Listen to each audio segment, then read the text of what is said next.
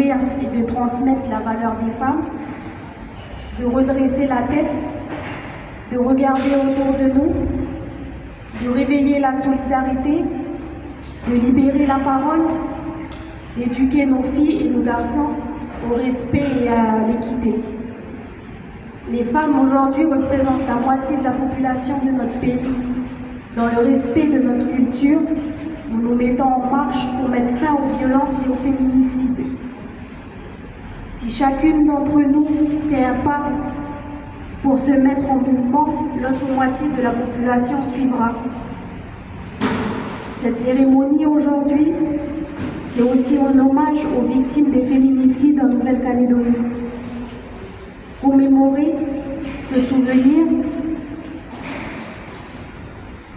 nommer celles qui ont été assassinées, c'est inviter chacun d'entre nous à ne pas détourner le regard d'elles, de leurs enfants, de leurs familles et des violences intrafamiliales.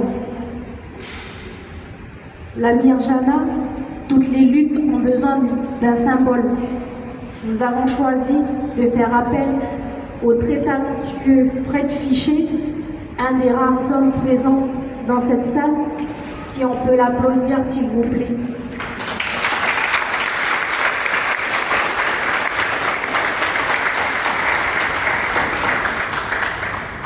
Ce sculpteur est notamment l'auteur de la statue représentant la poignée de main entre M. Jean-Marie Tjibaou et Jacques Lafleur, qu'on peut voir sur la place des Cocotiers à Nouméa. Nous lui avons demandé de créer pour nous le visage d'un féministe aux couleurs du pays, ancré dans sa culture, tressée et métissée. Cette sculpture, c'est la Mirjana. Elle est le magnifique visage de notre petite sœur, courageuse, déterminée et fière. Elle est l'algorithme des femmes qui se relèvent sans cesse chaque jour, telles des héroïnes ordinaires.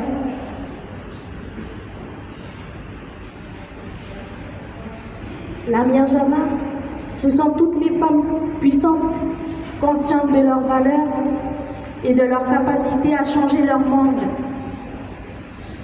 La Mirjana, c'est nous toutes. Face à la peur, nous ne sommes qu'une.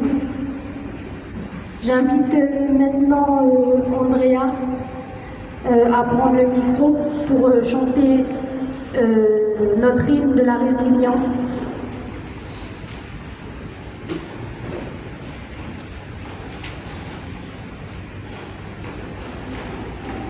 Bonjour à toutes, tous.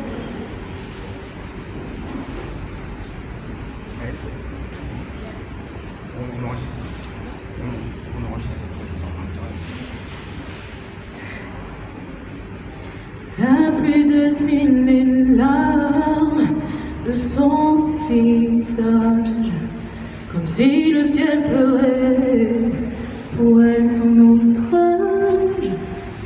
Sous chaque coude salée, une histoire se tisse, une douleur partagée, un souvenir qui persiste. La pluie chante un air triste, mélancolique pourtant, en écoutant son chant.